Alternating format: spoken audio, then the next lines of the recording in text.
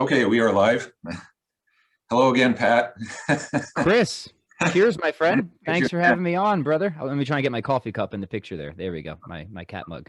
This is yeah. Oh, that's. Do you have cats or pets? No, I have the opposite of a cat. I have a Saint Bernard dog. So pretty much on the other end of the animal scale at that point. Yeah, even size-wise for an animal, Totally. Yeah. Uh-huh. very large end of the scale of animal. Yeah. Well, glad to have you here. Um, just for everybody who will watch this video, I have Pat Flynn joining me today. He is a former atheist who converted to Catholicism. And in what year, Pat? Okay. Yeah, that's a good question, isn't it? So 4 years ago now. So do the math, rewind the clock. So yeah, around 2016-ish. Okay, 2016. 2016, 2017. Yeah. Uh-huh. Yeah. So why I'm having this dialogue with Pat here today. So I'm also former atheist. Well, for those who've watched my conversion story on this channel, I went from Catholic to the short Protestant to then atheist, what I call new atheist, and I'm going to talk more about that with Pat here today. And then I reverted back to being Catholic in 2014. So today, Pat and I are going to talk more about our past experiences of when we were atheist, and then also what we found since, well, in my case, returning to the Catholic faith, and Pat converting to the Catholic faith in around 2016. What we've learned in conversations now with atheists, like what have been, for example, the most effective conversations and arguments against their arguments. So we're going to dive a bit into that. Yeah. So first we'll start with Pat and I thought we'd start with give a few minutes. Pat will just give a quick overview, or sort of a short overview, of how he how we went from being atheist to becoming Catholic. And then I'll do a little bit of the same. And again, Pat's full story will be in the links below too. And I highly encourage watching those videos. He has so much insight on so many topics related to Catholic faith and also in atheism. So I strongly recommend watching those videos. And it turns out too, he and I have a whole lot in common, which we'll probably have to save for another video. Sure. So again, thanks, Pat, for being here. Yeah, cheers, Chris. Thanks for having me. So the condensed version. All right, let's see if I can do this quickly here. So yeah, I know I was brought up in a very nominally religious family. So there was never any thorough catechesis or understanding of what Christianity was growing up. But I had kind of your kindergarten theology, like a few classes of like Sunday school and in like the first grade or what have you. So that's relevant because it didn't take a whole lot to shake me of whatever faith that I had. And my first I guess disturbance in with relation to Christianity or belief in God happened in around about the sixth grade. We were learning about just the origins of the universe, Big Bang Theory, stuff like that. So, very, very topical treatment, as you would expect in the sixth grade. But immediately there was this tension in my mind, right? It's like, hold on. I remember back to my first grade Sunday school about something about like an Adam and an Eve and a snake, and like that was the beginning of the world over here, right? And now my science teacher is telling me something that seems radically different from that. So again, this is sixth grade. I'm not like thinking deeply about either of these issues, but the point being is that there was a tension that was brought up for me at that time. And what I want to emphasize is that my kind of move towards naturalism and my move away from naturalism later on, it was a gradual thing. I mean, for some people, certainly for some people, there's these just like instant moments of conversion or falling away. That wasn't the case for me. It was always this kind of gradual step-by-step process, right? But that was the first time when I thought something's up, something's a little fishy here. And then what happened from there is, I entered into my teenage years and, kind of being something of an edgy rebellious young lad. I was into a lot of music. Chris, I know we've talked about that. A lot of different bands. They didn't seem to take religion very seriously. They often openly mocked it. I was into a lot of writers at the time. Music and writing were two great loves of mine. Certain writers like Mark Twain and H.L. Mencken constantly taking shots at religion, very funny shots, as it often happens, right? And like, hey, these guys are cool. They seem smart. Um, Twain, it's hard to say exactly where he ended up on the question of religion. H.L. Mencken, there's no question that guy was a hardcore atheist. Mencken kind of passed me off to some of the older atheists like Nietzsche and sort of the atheist existentialists. So that really sparked my initial interest in philosophy. And then, yeah, the condensed version is that colored my view for a really long time till I started to realize as an explanatory scheme, it was horribly inadequate. It began to sort of collapse or implode, I should say, from within. It couldn't answer the questions that I eventually came to think needed better answers than what atheism or naturalism could explain. So then I began to question it, right? I began to question it in the same way that I originally questioned whatever my beliefs in Christianity were way back in the 6th grade. And gradually, my confidence in that worldview started to fade away. And gradually what replaced that was more of a theistic worldview. And then once I kind of had the theistic worldview more or less kind of robustly in place, it then presented me with an opportunity to see maybe if any religion had any plausibility to it. And at that point, I was kind of, something of a religious pluralist, maybe like, hey, whatever else religion is, it's serving some useful purpose to kind of like grope at the transcendent, but none of the religions are getting anything particularly right.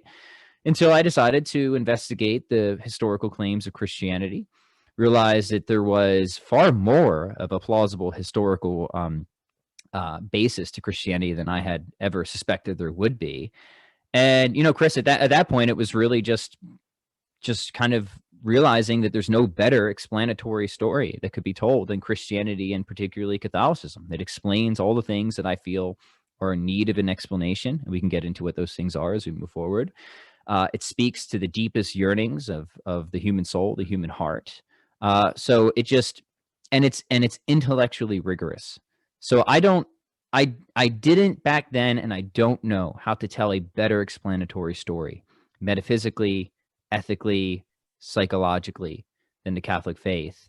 And I don't think that there is a better explanatory story. So that's why I'm Catholic. There's the short version. Yeah, thank you. I know it's a little difficult also with my story too, but I appreciate you, giving the shorter recap. Right. And something I am going to, I'm sure we'll talk about here is, and one of the reasons you really started seriously considering, Catholicism and is consciousness, which we'll talk more about that Sure. a little bit too. But that popped out for a number of reasons, which I'll talk about here now, my own story. So,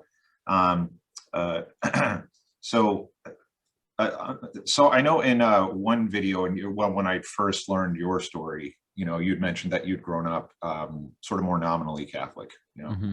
My case, though, actually grew up. I was born and raised Catholic. They call cradle Catholic. Yeah. And my family went through periods, flashes of being really devout, and then maybe pulling back a little bit, really devout. Sure. And as a kid, I couldn't put my head around that. I was just being told what to do. And even as a child, I had this fascination with spirituality and religion, and something really resonated with me.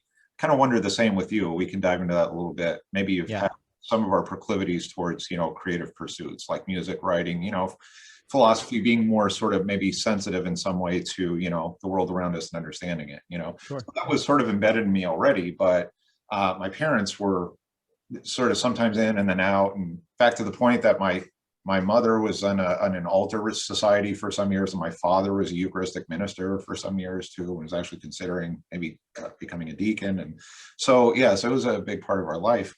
But then, as I mentioned in my own conversion story, which is in 3 parts and pretty long too, I started to become a bit skeptical like after high school and in the last part of high school and after that, somebody I'd befriended at my first job ever at a grocery store. Um, Liked having really sort of tough, engaging conversations, and we became friends. And this particular person really um, challenged, my beliefs, and the one that really, hit me is, and even a question that many atheists ask in conversations: how do you know? How do you know? How do you know? That seems to be the crux of a lot of like, how do you know? Why do you believe? How do you know? Right. Mm-hmm. Right. So that was her position, and me being much younger, and just in that whatever state of mind I had at that time, I thought, wow, what do I believe? Actually going through this existential crisis, 17, 18-year-old. So I fell away from the Catholic Church, then had some years of what I call exploring and just being generally skeptical. And I was more sort of, I would say, quietly rebellious in some ways. I had a pretty structured, strict upbringing, but then I also uh, got into music, and I started playing guitar and composing music at 14, 15 years old. I've been doing it since, and I got in some of the same bands that you like, and from there and still to this day. So we could talk more about that later. Sure thing. Yeah. I could understand, like, it was a good outlet for me to kind of explore some of the dark sides of what people were thinking when you'd read lyrics, you'd buy an album, and if it had any like subject matter about religion versus the world, or attacking religion, I started to get more curious about it, like what exactly is behind this. So that also led me into becoming a bit skeptical. And then again, long story short, I actually then became, well, what's called born again, and Protestant. Found a Protestant denomination, kind of leaning more towards sort of Baptist, for about 5 years. Mm-hmm. Then a combination of some medical issue I had at the time, some health issues and some other stuff happening in my life, and in conjunction with that, I ended up having yet another sort of crisis of faith, and started having a lot of problems with having such a, at least how I was taught, such a purely literal view of scripture, of course, that a sola scriptura, of scripture only, and then start having a lot of problems with how to get out of that. And in fact, something I've heard, in fact, like I've heard Trent Horn say, and I agree with him, that a lot of sort of atheist criticism against religion or even Christianity seems to be rooted in a more say Protestant understanding, or just a more fundamentalist, depending on that faction, Certainly. Yeah. Mm-hmm. understanding of the Bible. So anyhow, I ended up, I fell away from that, and then became Catholic again for sort of a short time, but that was because this is most comfortable to me. I knew that. That's what you knew. Yeah. Mm-hmm. I thought, maybe that's right. Why am I making this complicated? So I did that for a short time, but then I still didn't feel quite right. My questions weren't answered, and then I became agnostic, and then went full on, similar to you, immersed myself completely into being atheist, right? Mm-hmm. And what I call new atheist too, because I also became pretty outspoken about it, like strident atheist, maybe a little bit militant, that yes, the world, and I would say similar to Christopher Hitchens, of being more anti-theistic too, like religion, Sure. go away, it's time to burn it to the ground, Right. Mm-hmm. Now Yeah. looking back, it just seems so surreal, but I spent over 10 years sort of in that position, and it grows. I could relate to other atheists at that time falling away from Christian faith or other beliefs, and then first, being angry, dealing with their anger about that, and I did the same. I let that loose sort of on the world. I'm sold by God, religion, and so forth, and then it just morphed more into really diving into intellectual arguments, going from there. And then eventually I returned because of, it was a mix actually of still wrestling with questions about, existence of God, and scholarship, biblical scholarship. And also there's moral argument. In fact, I have a video series on my channel that basically discusses those three parts in a bit more detail, because I found myself, and we can talk more about that later too. But it was actually because of a debate with Trent Horn, first time I'd heard his name too, that actually started, it made me start reconsidering what I really understood, you know, about scripture, how I was studying it. I have a background in science now too. So it was almost sort of contradictory that I sort of prided myself, and as you move into a more sort of science frame of mind, you can fall into scientism and Sure. just, you know, and end up so much inside your own head about that. And essentially that's what I had done. I was sort of, I developed some arrogance from it. You know, very prideful in that, okay, I'm really following the scientific method and, you know, in my life all around and how I determine what's true and what's not true, except I was actually overlooking. I was just dismissing anything that could potentially be biased at all, like from Christian scholars, etc. But then when Trent came around and I watched his debate, yeah, it gave me a whole perspective. I believe that one was on the resurrection of Christ. It was with Dr. Richard Carrier, a pretty well-known atheist out there now too, and I believe he's a Methodist as well.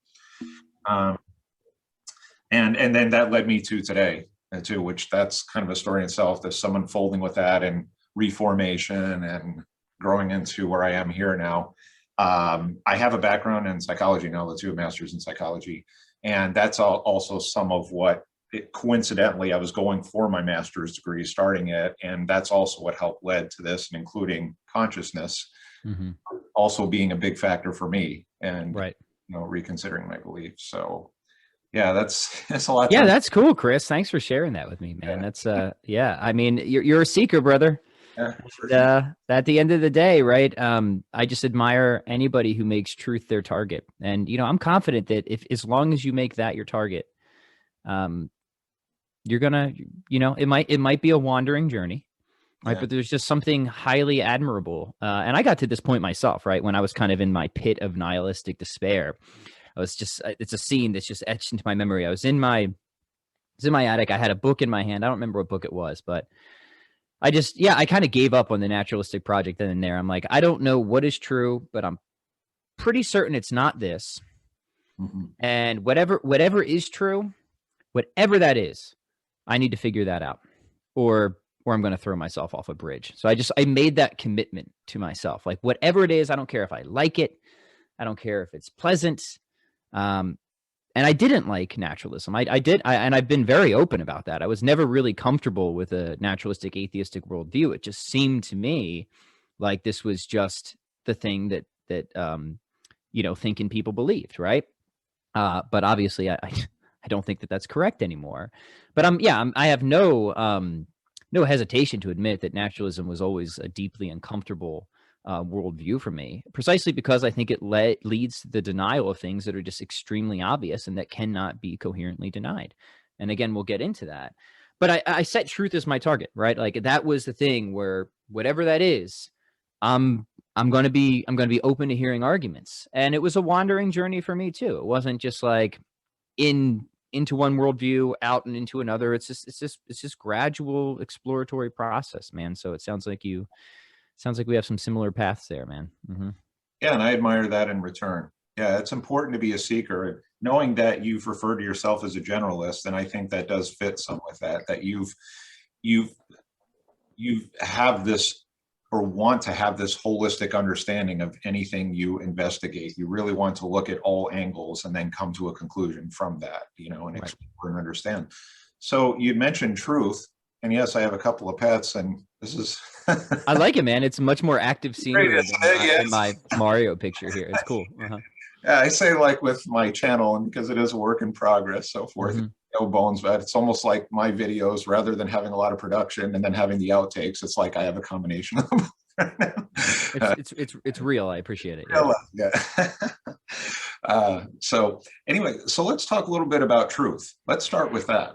Okay. Sure. So, in dialoguing with atheists, this is one of the key, points of discussion, right? What is true and what's not true. So, yeah, tell me a little bit about how you went from a worldview of truth, an atheistic worldview of truth, to now how you understand as truth, and how did that change?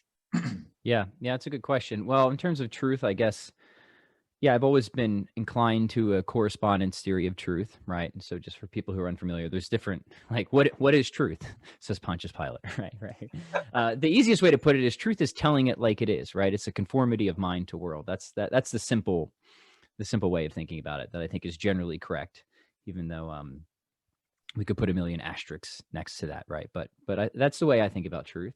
Going back to Aristotle, to say of what is that it is to speak truth, and to say of what is that it is not is to speak falsehood. So I'm very much, one thing I love about the theistic worldview and the Catholic worldview is it gives you a robust intellectual defense of a lot of common sense notions, right?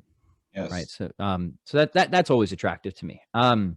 So yeah, how did I begin to move away from atheism? Well, like I said, there were certain consequences of an atheistic and naturalistic worldview. And to be clear, there's many different flavors and forms of atheism, just as there's many different atheists. And what I've realized in conversations with atheists, especially online, is, boy, was I a radically different kind of atheist than many of the people I encounter online these days. I was not some militant, religion-hating atheist. I was never that, right? I said this on Matt Frad. I never had a bad experience with religious people.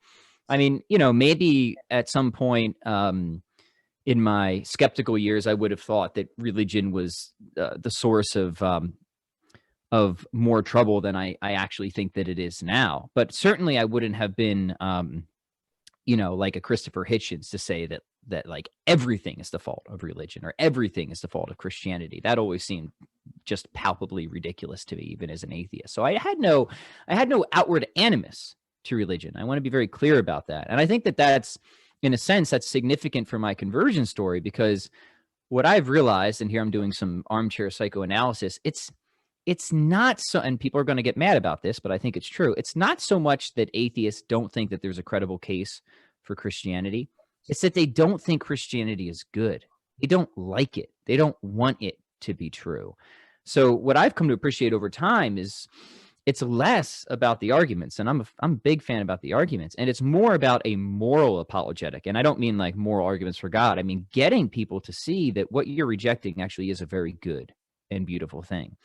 And that's something I've had to come around on, because for me, that was never an issue. For me, it was just, is this true? Is this rationally plausible? So yeah, physicalism, atheism, naturalism, right? I was kind of in the physicalist camp.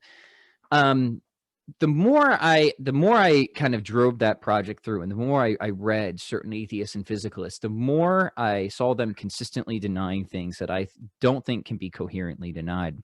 I gave the example on, I think it was Matt Frad's show, of either one of the new atheists. I think he's one of the more interesting new atheists, Daniel Dennett, but also somebody like Alex Rosenberg. He's got a book called The Atheist Guide to Reality, where he is, he's a hardball physicalist, right? So what does he want to say? He says, at the end of the day, we have this issue, right? Because for him, everything, whatever exists, right, it's gonna reduce down to fundamental particles, bosons, fermions.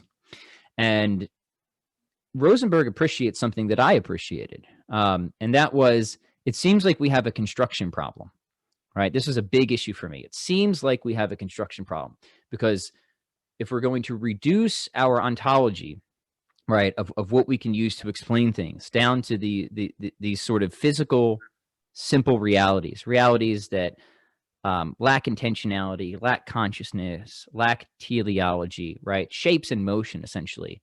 Well, it seems like this is the wrong sort of stuff to build the kinds of things we see in the world, the kinds of things that we experience in the world. So we have a major construction issue, right? It seems like shapes and motions aren't the kind of thing to build something with sensation or conscious experience, a sort of inner transparency, right? And, that isn't just a theist recognizing that. That's an atheist recognizing that.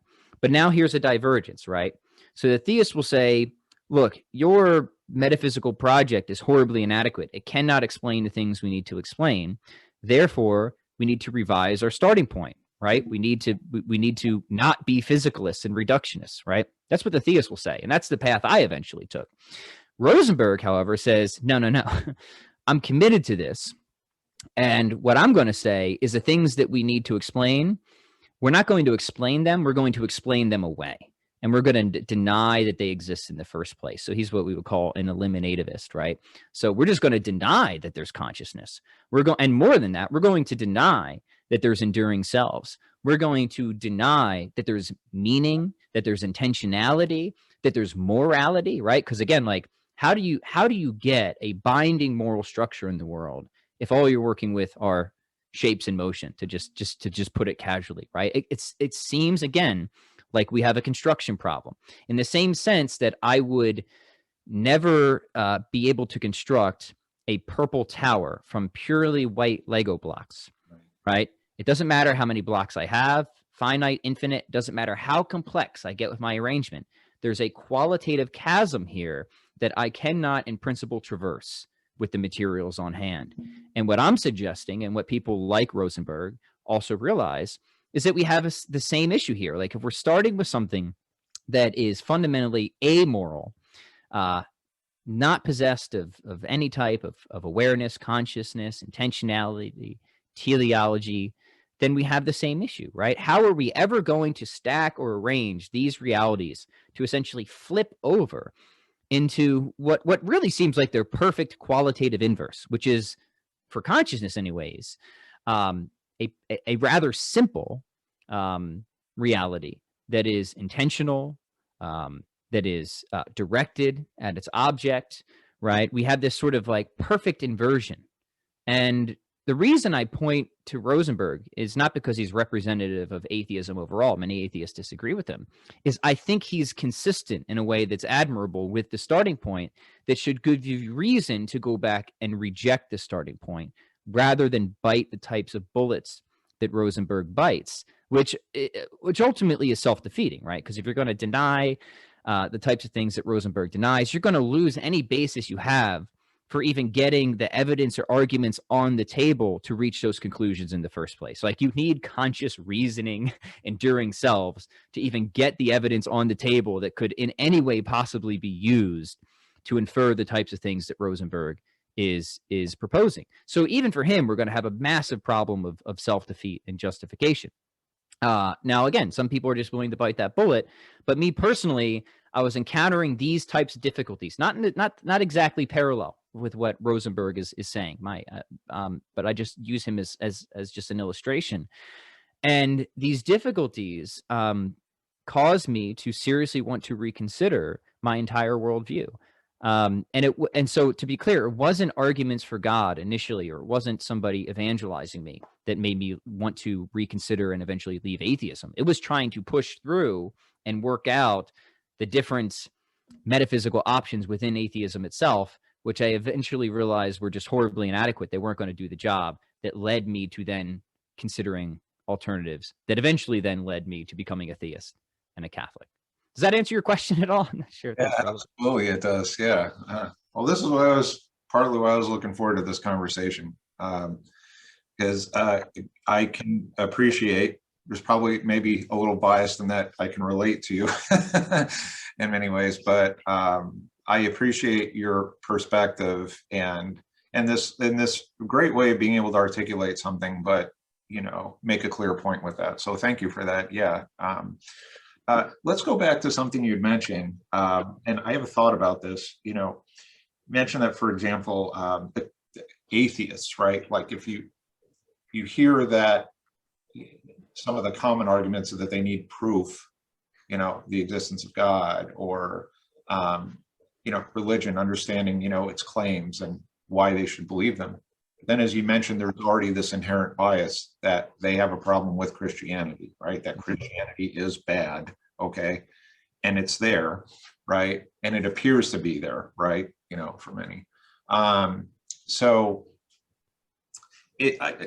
you could treat this as sort of a straw man attack of Christianity. There's a saying I heard a while back, and it had to do with Catholicism. I'm going to tie into this point, that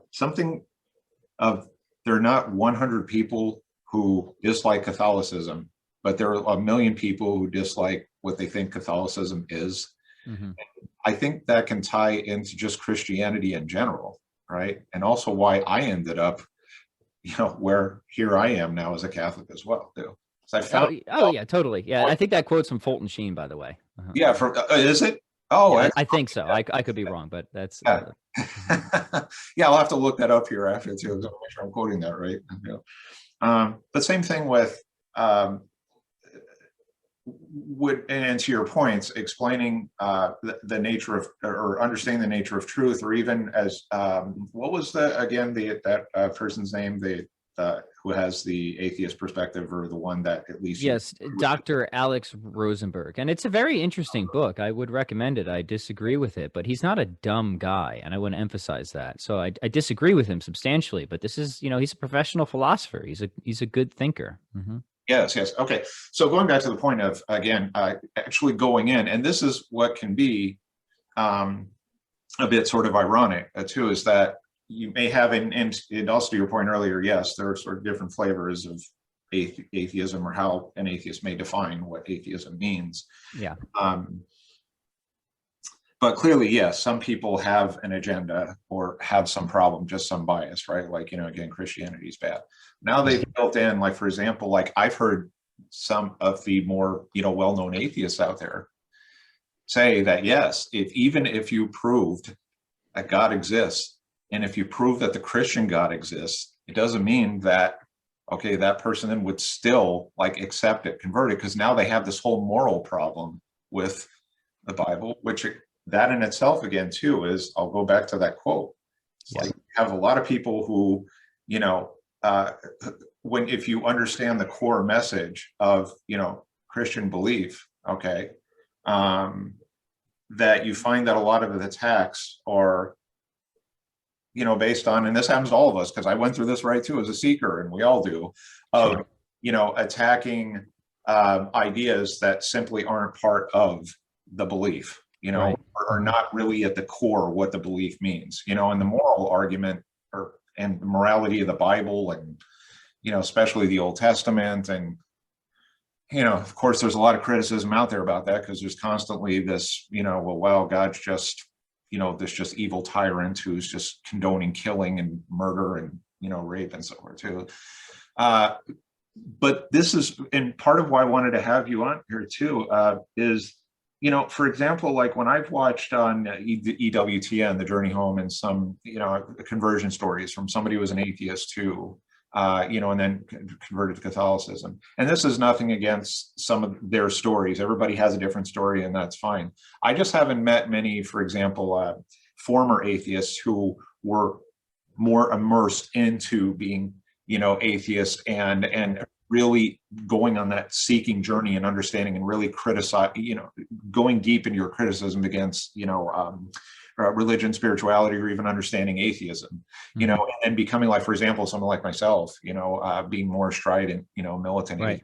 and then converting to this. So this is why I especially appreciate your perspective, because it's not just that you were sort of more nominally atheist, to use the word nominally, again. Yeah. Well, Chris, I wanted to know what's up, right? At the end of the day, like that's what philosophy is all about to me, is like going back to those questions that you asked as a kid that your parents got annoyed about and told you to stop asking because they didn't have any good answers to, right? Like, why are we here? What are we doing? Where, if anywhere, are we going? So even in my skeptical days, I always wanted to know, just like, what's the truth? So, a few things about some remarks that atheists make that I think are relevant to your comments. Sometimes atheists will say, well, atheism, I'm not making any positive claims. I'm just saying that I don't believe in God. So Right. I'm like, okay, fine. If that's all you say, then I'm just not interested. I'm not interested in just your personal psychology, right? I want to see what your account of the world is, right? What are you proposing is actually the case? Because otherwise, I'm just not interested. And if that's how you want to define your atheism, you can define it that way. That's fine.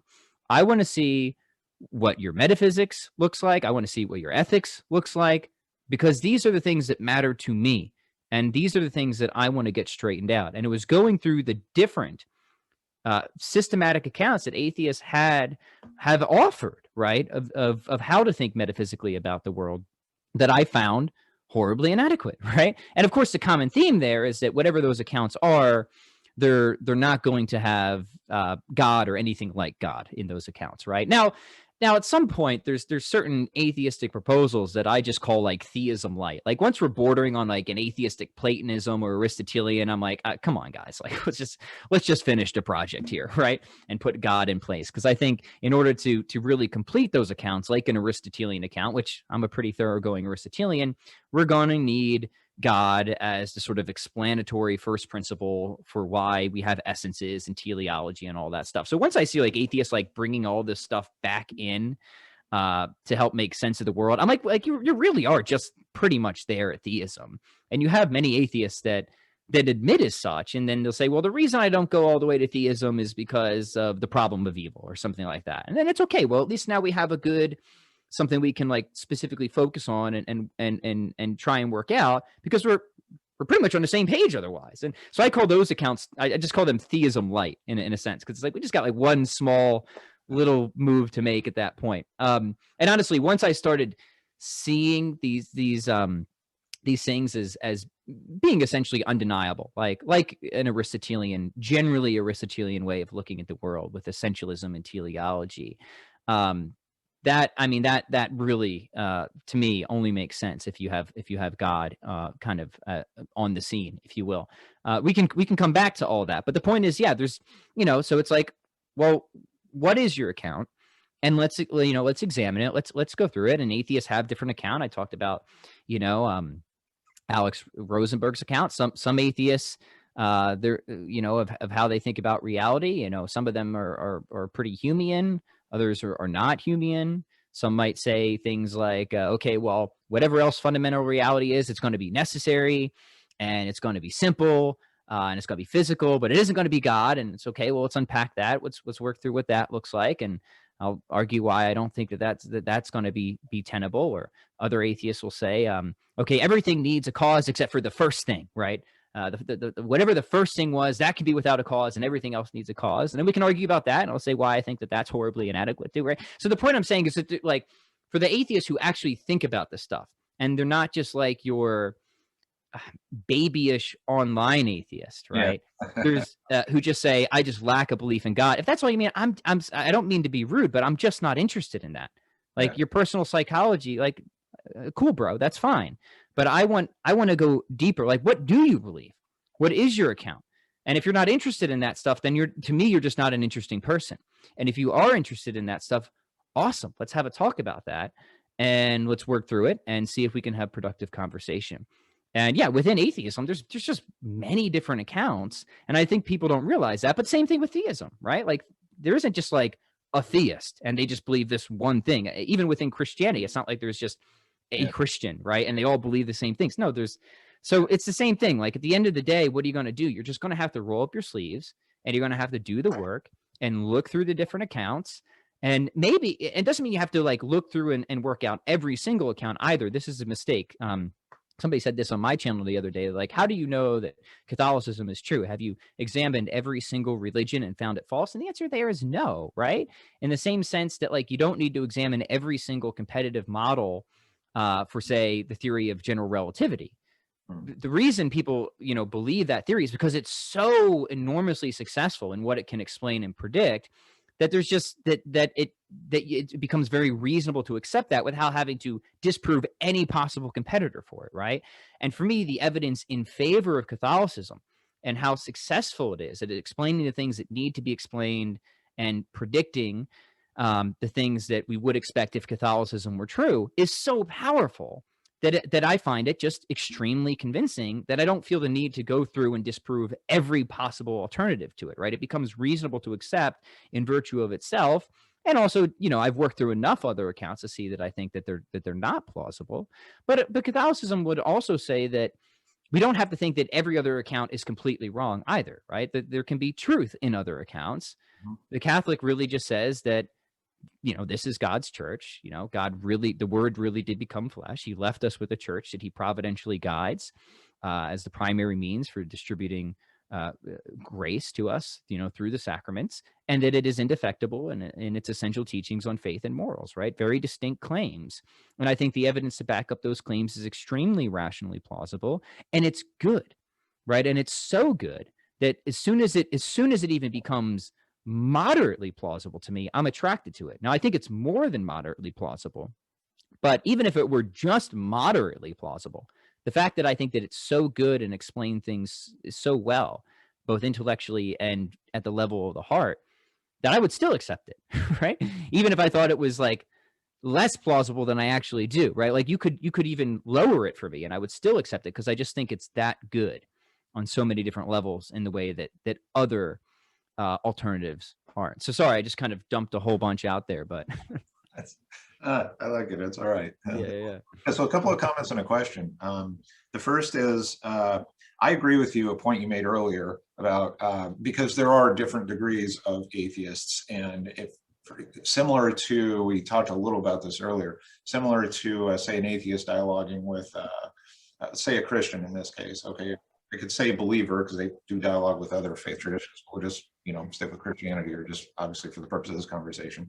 But having also, if you have just a, well, I lack a belief in God, or if it's just so open-ended kind of comment, and you see that you're really not going to make a lot of progress in that conversation, right? Because it's just too meandering. Well, there's that, right? I mean, how productive will the conversation be?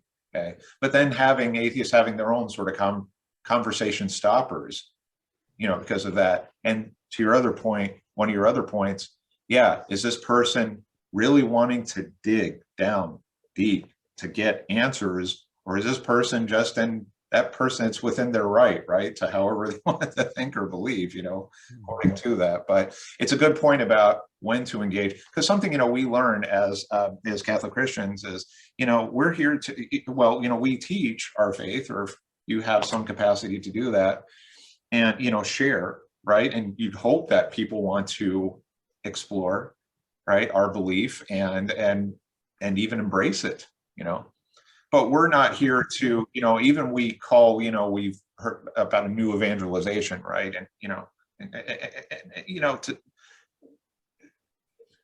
for example, it's not encouraged here, or imposed or even pushed to go out and heavily proselytize, to like stand on street corners and you have to come to Jesus, and or be in more sort of an extreme version of that to get people interested, right? So then how that ties into having conversations with atheists, right? Because we're already not going out and trying to, win people over, right? Of course, we have to save everybody's souls, now let's get out there and do this, it changes a little bit of the approach, right? Now we're not totally passive either. We should be assertive in presenting our faith and teaching it, right? But to those who are willing to listen and dive deep with us, we're going to have a conversation, right? Right. So, second comment is, well, actually, I'll go to a question here too. Sure. So tell me more. What have you found now since, embracing our faith, our belief?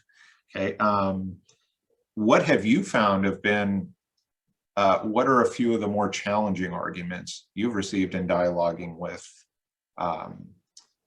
atheists that maybe you had a similar position before, or maybe it actually is it's an argument that made you stop and go, oh, huh, and then had to consider it and then answer that. So are you finding some of the same, in other words, or are you finding other angles that now you're having to address those? Well, in one sense, certainly, right, there's challenging arguments against God. And they were something I spent a lot of time on before I kind of made my way into Christianity. So at this point, I'm mostly familiar with them. I mean, they get like spins and variations every now and then, but they often come down to kind of like two categories. One is if you have arguments for God, you'll have sort of different undercutting defeaters, if you will, that will try and take down the steps that lead to God's existence, and we could talk about what those are if you want.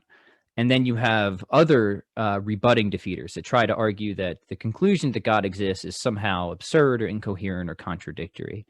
So the undercutting defeaters would be related to just like different metaphysical proposals that would try and like block the inference to God if you're making arguments from contingency or act potency or essence existence and stuff like that. And like there's good, like there's good, challenges to consider there and puzzles you have to work through. And I've spent a lot of my time considering and working through those as I was moving my way in, right? Other ones, the rebutting defeaters, are kind of like coherence of theism, right? Does this make sense? And the classic one there would be the problem of evil, right? Like I talked about prediction before. Like I think that theism explains and predicts, pretty much everything we want it to, and it does it in a way better than any naturalistic account does. But then the atheists will push back and say, well, hold on, I think you actually have an over prediction problem. Because to me, if God exists, then I would predict a perfect world, right? Or I would predict a world without evil. You see what I'm saying, right? So you can't account for this. Now, I think that's wrong, and we can talk about why if you want, but that would be an example of a coherence of theism. You have other puzzles too, like, just the various paradoxes. Can God lift a stone so heavy that he could lift? And those are good puzzles because they help you clarify different concepts in the conclusion. I think they can all be overcome, and there's just a ton out there, right? Paradoxes related to omnipotence or omniscience and stuff like that. So, there's just a lot, right? There is a lot of objections, right? And I just don't want to make it seem like that there aren't any or there aren't any good puzzles. All I can say is, yeah, which ones you want to talk about? I think problem of evil is the strongest at the end of the day. I think it is the perennial objection for a reason. I think it packs the most force on different levels. It was the one that probably was the one that I grappled with the most. But there's other interesting puzzles and stuff that I think the theist is obligated to work through. Yeah, so if I may interject with that, let's talk a little more about that. Let's flesh that out a bit. You're right, because that is one of the top, for sure, reasons or for challenges. Yeah, for the problem of evil. Absolutely. So let's talk more about that, right? So, right. How? And I'll give. So why don't you give sort of your approach to that, and I'll give a little of my approach to it, and maybe it's similar. So how? Yeah.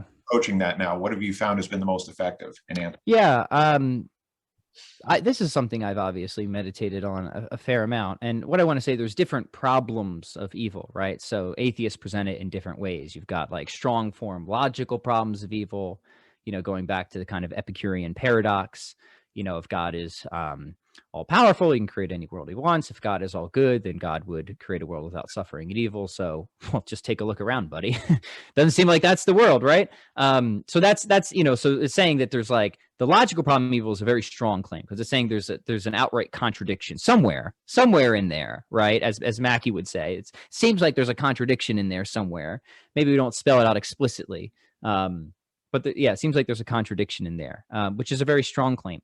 There's other, I guess, softer versions, like evidential problems of evil, which would come from atheistic thinkers like Bill Rowe or somebody like that, would say is like, okay, maybe there isn't a contradiction because, in the like philosophy of religion literature, the logical problem of evil has kind of been thrown into the dustbin. I think most have conceded on the theist and atheist side that it doesn't succeed. It doesn't disprove the existence of God. So what's kind of emerged in its place is this more evidential problem of evil where it says, okay, maybe there isn't a contradiction, but just the fact that there is evil or the qualities of evil or the sheer weight or amount of evil, it just makes it seem like it's just really improbable, right, that God would exist.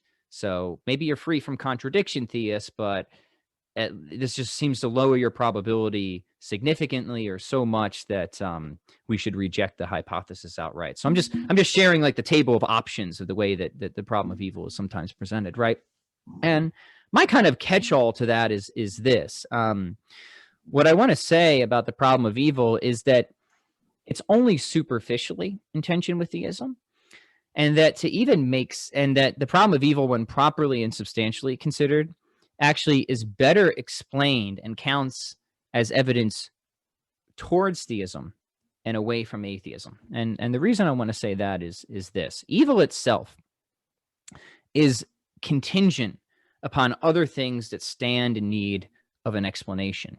And those things that stand in need of an explanation to make the problem of evil a problem at all are only going to be adequately explained by God, or at least they're better explained by God. So let me unpack this a little bit, right? So when we say that something is evil, we mean that something is the way that it shouldn't be, that there's some failing going on, that it's not attaining to some type of standard.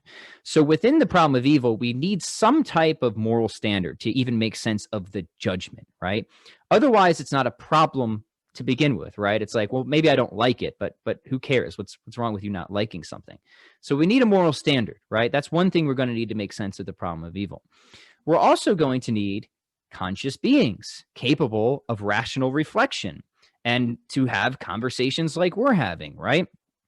Okay. Well, I've already given reasons why I think that you're probably not going to get that on an atheistic worldview, or at least it seems far more plausible in a theistic worldview, right? So evil is contingent upon a moral standard. It's contingent upon conscious beings, moral communities, and it's contingent upon a contingent world. Now, we haven't gotten into the argument from contingency yet, but that to me is one of the most compelling reasons to accept God's existence. There are things that exist that are conditioned in their existence that point beyond themselves to reasons for why they exist at all, and the way that they exist. And I think if you trace that reasoning through, you will get to a necessary and supreme foundation, which is God, right? So you have these things that you need in order to make sense of the judgment to even get the problem of evil off the ground. And what I want to say is, what worldview better predicts that we would have a problem of evil in the first place? Is it theism or is it atheism? And I want to say that it's theism precisely because if atheism were true, if physicalism were true, I don't think we would have a problem with evil at all. I don't, because I don't think we'll have a moral standard. I don't think we would get rational conscious agents. I don't think we would get moral communities. I don't even think it's a metaphysically possible worldview to begin with, right? So if you were to really press me, I'd say that I think it's impossible to have a problem with evil on atheism. But I'll even soften the claim, and I'll just say, okay, maybe it's not impossible, but it's incredibly less probable on atheism than theism. Now, here's the key. I could even admit and concede that I think the probability of having a problem of evil on theism is low. I don't know what it is exactly, but maybe I'll think that it's low. Maybe I would have an expectation that God would create a world without evil in it, right? So it's a low probability, but the ratio is what is important. Because even if I think it's like a 5% chance that we'll have a problem of evil on theism, to me, at best, it'd be like a 0.000000001% chance that we'd have a problem of evil on atheism, right? And given that ratio, I'm going to argue that the problem of evil, more deeply considered, more properly considered, actually counts as evidence towards theism and not atheism. So I think it just completely flips the problem around. I think it's only superficially an issue. I think when you substantially contemplate what the problem of evil entails, especially if you hold a privation theory of evil, that evil isn't something with a positive ontological status, it's a do-good gone missing, like the hole in the sock or blindness or non-consideration of the moral rule. So it doesn't need a cause in the sense that my positive being needs a cause, right? It's just something that isn't there that we otherwise believe should be there for the perfection of the thing in question, right? So with all those pieces in place, I've become quite convinced that as emotionally difficult as the problem of evil is, when properly considered in relation to everything that is needed to make sense of evil itself, if we really want to affirm that evil is, as our common sense understands evil to be, some real failing, right, of the way things shouldn't be, that is actually going to be weight in the scale for theism, not atheism. So that's how I think about it these days. Wow, and I've had so many thoughts to that too. And I'm built. By the way, that's not original to me. I'm building on accounts of other thinkers who've Sure. kind of. So I'm not giving, and I like that approach, real quick, because it's a softer approach, and I'm not trying to give like a deductive moral argument for God's existence to say that without God we're not going to have morality at all. I'm just saying here's competing hypotheses. Which one would better explain or would be more likely to predict that there would be a problem of evil in the first place? And I think that's enough to show that theism has a clear advantage to flip the problem of evil as evidence for theism rather than atheism. Yeah, that's an excellent perspective. And I was going to say, something that may sound just a bit much more simplified, or at least just one approach in having conversations. And I've heard Trent Horn ask it this way too. And So when I first heard him ask it this way, which can sound really obvious outwardly, like, why didn't I think of that question before? But, I haven't thought of other questions before too. This wouldn't be the first time. But, I appreciate how Trent asks like this, so evil, right? One, in my conversations, okay, and specifically with atheists, of course it's, why doesn't God why doesn't God stop it? Or a big one is Hitler, or in Auschwitz, why didn't he stop Auschwitz? Or, why doesn't he stop sexual predators or slavery, sex trafficking, and, some of what you think are like heavy hitter evil problems. But like, for example, to Trent Horn's point in his question, and even I ask now, is to what degree, okay, if there is a God and how we understand it, okay, and first you have to get your definitions down of God, what you mean by that too. But let's say, okay, this God, or what we understand as Christians, the God we believe in, okay, to what degree should that God intervene in evil in the world? So anytime there's anything, whether it be major or minor or anything in between, or even a thought, of like, I see, my downstairs neighbor received a package from Amazon, and I'm like, and I want to steal it. That's it. Should God stop me right there from about, me attempting to steal the package, versus, or should it only be, for example, just what you think, you being, say, the atheist in this case, what you think is evil and what's wrong, and then God should intervene. So that's, something as sort of a food for thought, right? Because I've even wondered, and still to this day, I wonder a little bit, right? Like, yeah, exactly. What should I expect from God as far as, what I want, right? And this becomes a problem anyways within a more secular worldview or even an atheistic position. And I even see it in the spiritual but not religious, and, where it becomes more sort of, what do I want, or, what is my worldview, and how is, if there's a creator out there, how's a creator going to fit nicely into my worldview? And then, yes, I could accept that creator. Mm-hmm. Okay. We have 7 billion people on the planet. We could have 7 billion different versions of that, including to what degree you think evil should be, stopped or whatnot. You may have somebody who says, yes, I think it's okay to kill in certain circumstances. Okay, well, let's flesh that out. So many different angles you could go with that, right? But what are your thoughts on, actually I have two questions. First is, what are your thoughts on that? And two, you talked a little about the contingency argument. Have you received some pushback though about, particularly because, a segment of that argument, or it ties in somewhat to, a watchmaker style argument, or, a chair has a creator, or, if you've heard the watchmaker argument, finding the watch on a beach somewhere, and, how did that appear there? And wow, that's a whole other video in itself, right? We can talk about it. Yeah.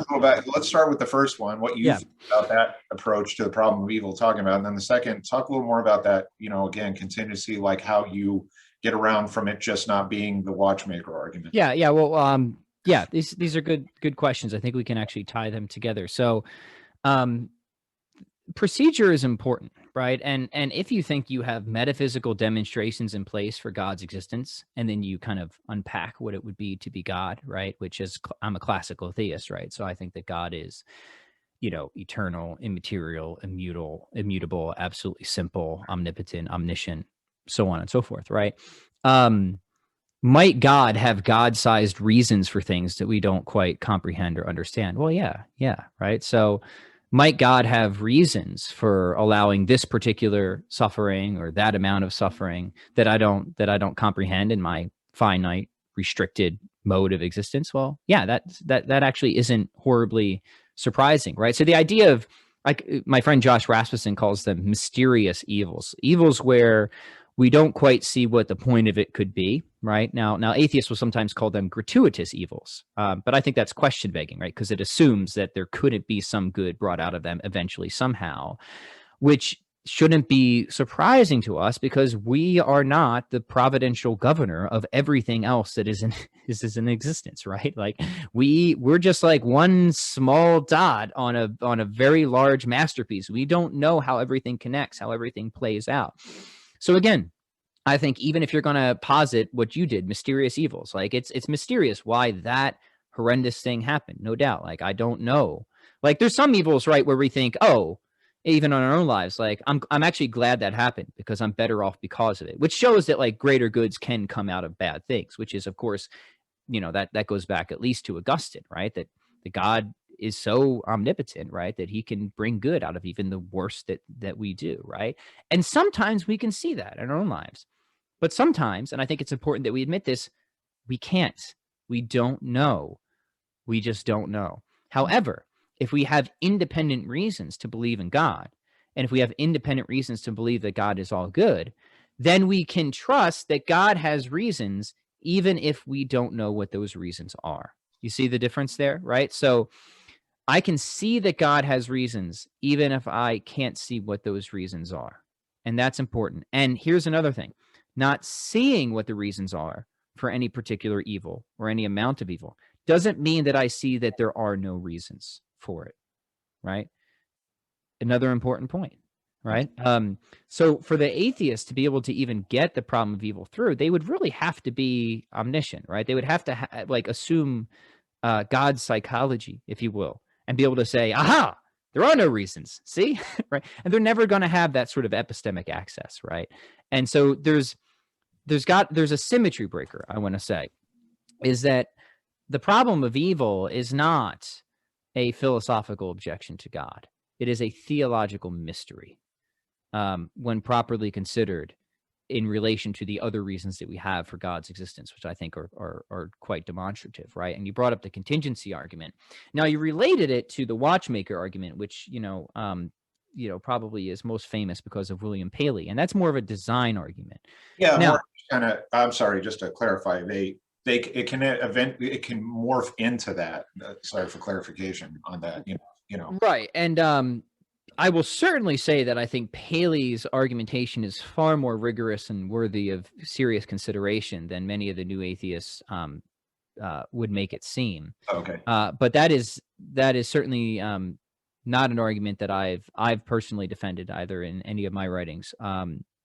And it's not the contingency argument, right? So, what is the contingency argument? Broadly speaking, it's kind of contingency arguments would be more appropriate, right? That there are things that exist, but they don't have to exist, and so they cry out for some reason why they exist. I like to kind of put the argument this way. I have a paper that I'm going to soon be submitting for publication that has a more detailed account of this, but I'll give you the sketch of it, right? So there are conditioned realities, right? That's our starting point. And a conditioned reality is any reality that depends upon the fulfillment of conditions extrinsic to itself for its existence, right? So I'm a conditioned reality. I depend on the Earth's atmosphere. I depend on having a mom and a dad. I depend on electromagnetism, cellular operations, right? There's all these conditions that need to be fulfilled, not just for me to have come into existence, but that hold me in existence, right? And if you tweak or eliminate these conditions, boom, Pat Flynn's gone, right? Or would never have been in the first place, right? So I am a conditioned reality. Then we can ask the question, could everything be a conditioned reality? Could everything be something which stands in need of the fulfillment of conditions extrinsic to itself in order for it to exist? And the answer here is no. And we can just work with logic and definitions, right? If everything, the collection of everything real, whatever that is, the totality of reality were, and I'm using the word collectively on purpose here, a conditioned reality, then that blob of reality would be standing in a dependency relation to the fulfillment of conditions beyond itself in order for it to exist. But we've just said that this is the collection of everything real, right? So if anything's real, it's in there. Yet it depends on something extrinsic or external to itself in order to exist. But beyond everything real, there's nothing. There's absolutely nothing, right? So that dependency relation could never be fulfilled, which means if that's our hypothesis, if our hypothesis is that everything collectively is a conditioned reality, then we get a contradiction in the fact, because that would mean it's that everything is collectively conditioned in its existence. It stands in need of external conditions in order for it to exist. Those external conditions not only do not exist, but could not in principle exist. Therefore, the dependency relationship is not fulfilled, and that hypothetical reality could never exist. We would have a contradiction of fact if that hypothesis were the case. There just would be nothing, right? So what does this lead us to affirm? It leads us to affirm that whatever else is the case, there must be something that is categorically different in the collection of everything real. There must be at least one unconditioned reality, maybe more, but there has to be at least one reality that is not contingent, to bring in some of the traditional language, but necessary, that exists not in virtue of something else, but in virtue of itself, through itself. It's an unconditioned reality because its existence is not conditioned upon anything else, right? Okay, that's step one. Step two is to ask, well, what the heck is that thing, right? Like, what could that thing possibly be? Or maybe there's more than one of them. And what I want to argue at that point, and what I do argue at more length in the paper, is that whatever else an unconditioned reality is, it has to be a pure act of existence, existing through itself. Now, why is that, right? Well, let's think about it this way, right? If the unconditioned reality weren't in active existence, existing through itself, say it weren't actual, right? Well, then it would need to be made actual. Something would need to activate it. But that makes no sense because then it would need a cause, right? It would be conditioned on something beyond itself. Following me? So now we have a contradiction because we just said it was unconditioned, but it needs to be activated, so it's conditioned. That ain't going to work, right? So it has to be active. It has to be actual, right? And it has to have its existence through itself, because if it didn't, then it would have existence through another, and then it would be conditioned upon something else. And we have another contradiction. We just said it was unconditioned, but now we're saying that it is conditioned. So that isn't going to work. Both of these options are contradictory, right? So we have to say, no, it has to be an active existing through itself. Now, I also said it has to be pure. Why is that? Well, if there was any part or feature or dimension to this reality that were different from the active existing through itself, that part, feature, dimension wouldn't be an active existing through itself. So it would need to be activated, caused, or brought into existence by something else. So then it's a caused reality. It's a conditioned reality.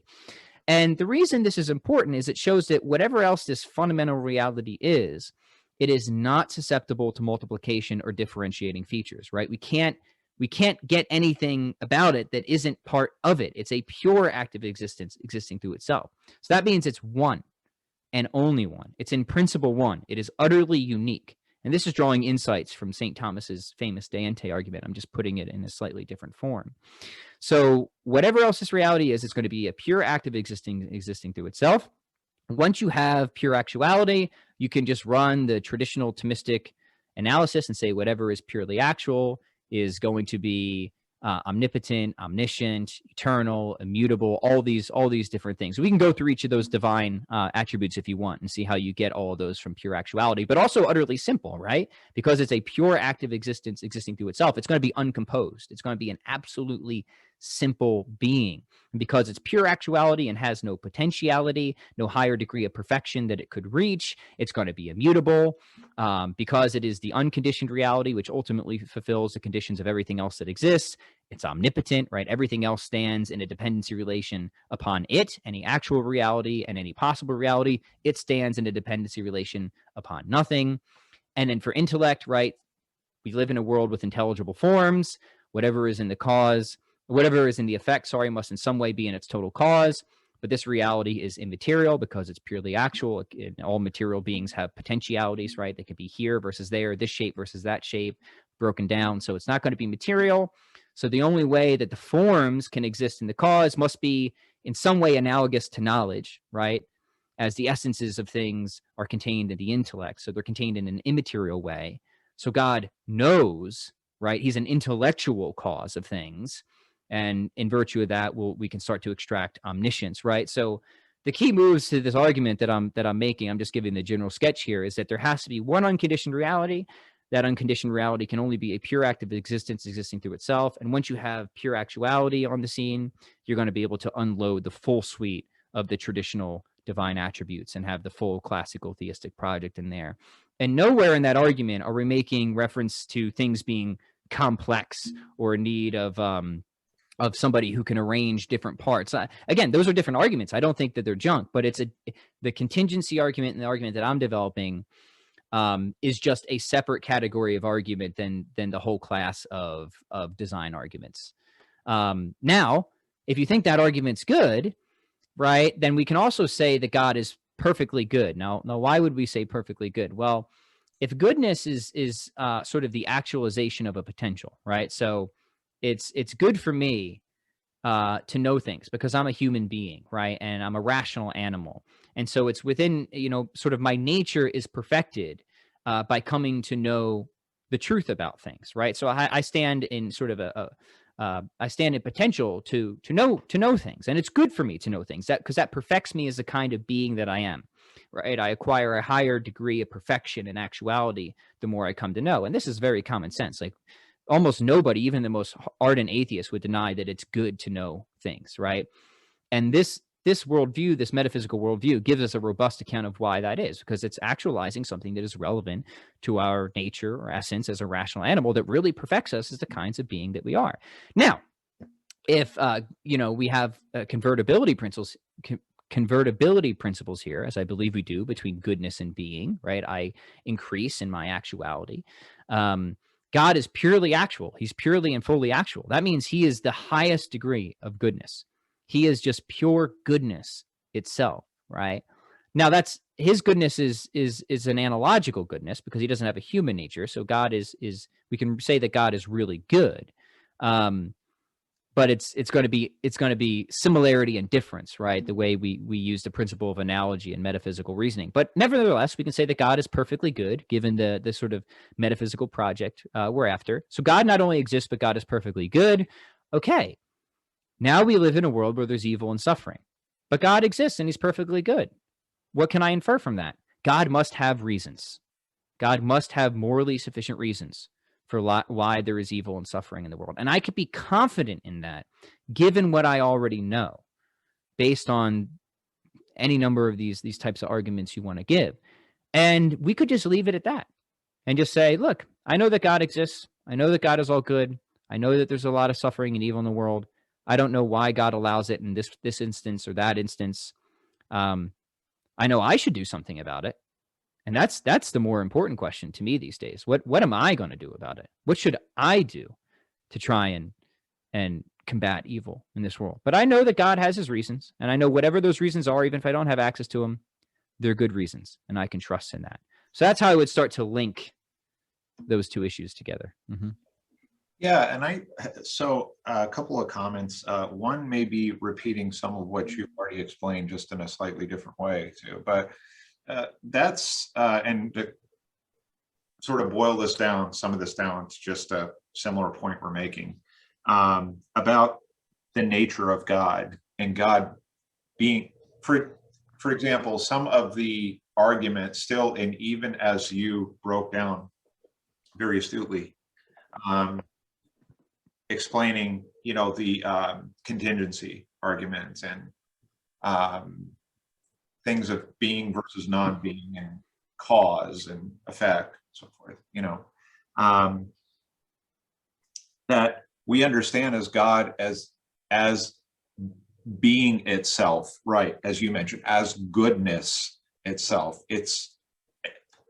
I think the arguments, even when you get to the degree that you just did in explaining that, okay, I think some of the rejections of that still, I think, are still framed as God being, the bearded old white man, okay, up somewhere. Even when you get to that abstract, that level of what has created everything, and this is what held with me, which I know falls into Thomism too, because similar, you made a comment in one of the interviews you gave at your story. You mentioned that you were first, you had to, you're first a Thomist, right? You found it helped finding Thomism and helped you become Catholic. I was trying to remember exactly, but I agreed with that, right? Because I had a similar, sort of similar path and rediscovering, St. Thomas Aquinas and St. Augustine, of course, and, and then also being a little humbled by that, because there again, I was so set in my kind of pride and arrogance for some time that,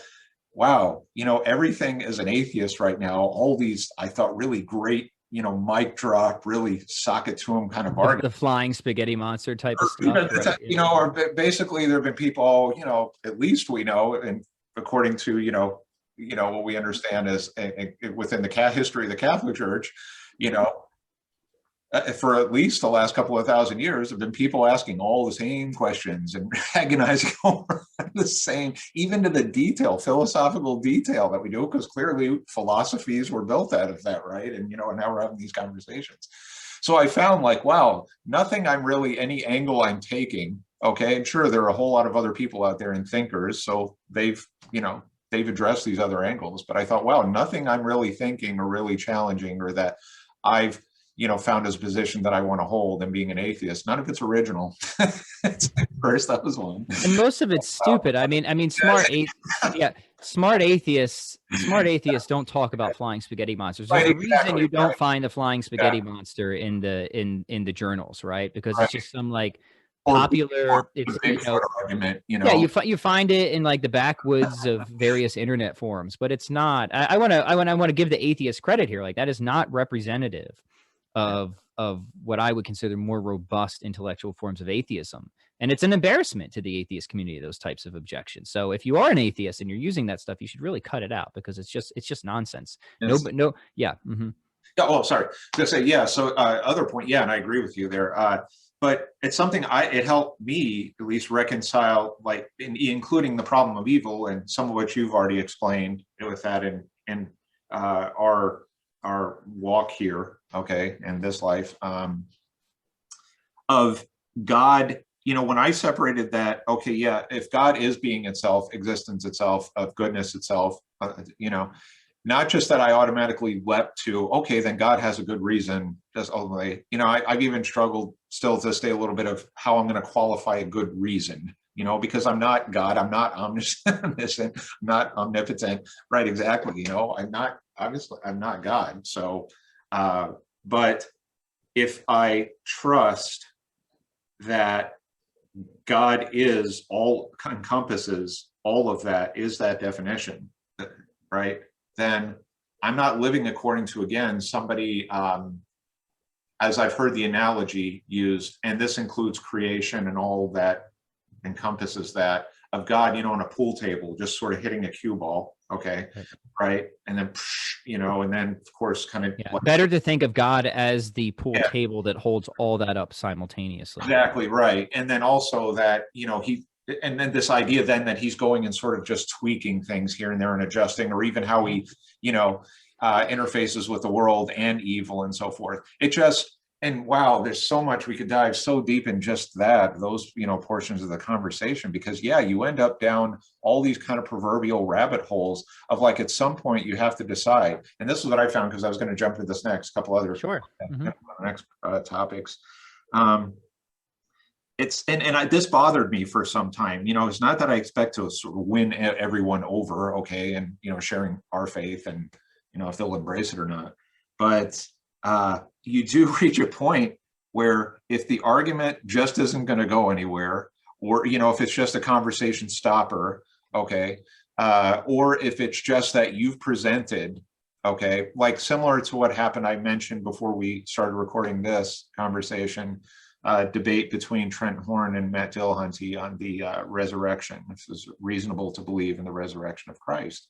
You know, and they covered some of the existence of God, the argument for the existence of God, and tying all that together. And Trent Horn did an amazing job, you know, a wonderful job of threading all that together, showing. But it really boiled down to this, again, in that atheist position, and I'll point out Matt Dillahunty in this case, right? That, okay, having to do like with the existence of God, you know, either I reject, on one hand, I reject all theistic claims because they haven't met the burden of proof.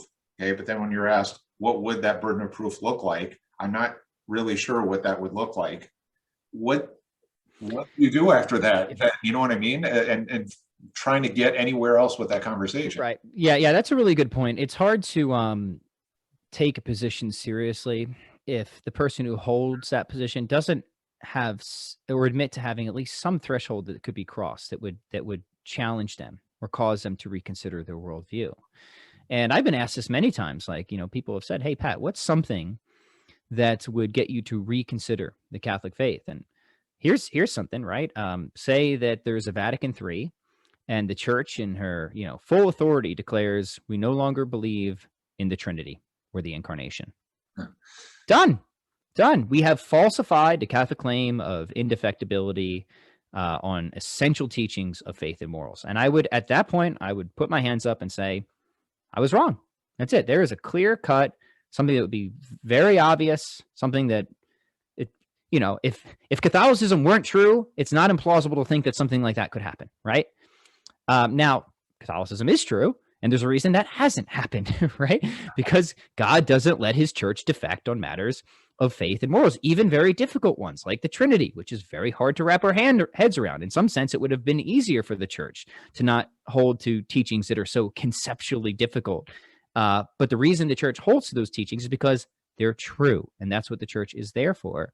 But that's an easy criteria for me, that like if something like that happened, I'd be like, yeah, that's done deal. I don't know where exactly I would go after that.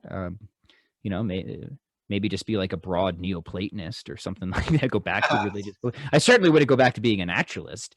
Would need other steps for that. But yeah, so I mean, to your point, like it's hard to take your position or your viewpoint seriously if you don't have some criteria, some threshold that you admit that could be crossed or met for you to reconsider your position on things. And that's just an exercise for the gentle listener. Like think about what that is. I think it's very important for people to reflect on that for whatever your worldview is, whatever your position. How would I know, or at least start to know, that I might be wrong? And you should have an answer to that.